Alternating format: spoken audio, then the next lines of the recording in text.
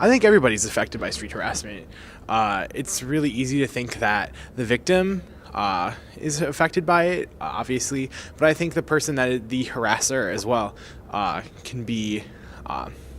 They're not really seeing the value of people and what someone might have to offer or what they can bring to the table.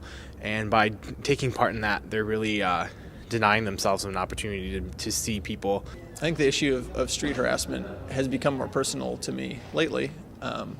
I'm engaged to be married next year, and as a man, I never really had to face a lot of the harassment because generally men don't get very much. But now, being intimately related to a woman, I'm all of a sudden faced with a reality that I never had to deal with before. When people harass her, it's it hurts me personally as well.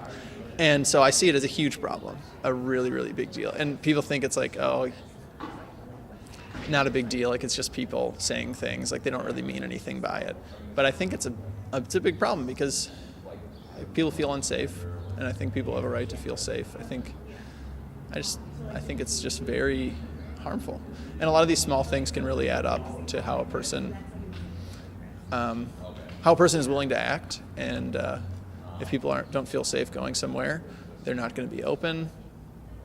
So I see a lot of problems with it. A lot of my friends have been pretty hurt by things that could be seen as just not a big deal, and so that affects me personally, although maybe not directly.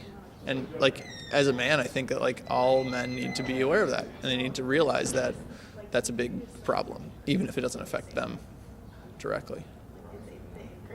Yeah, that's what I think.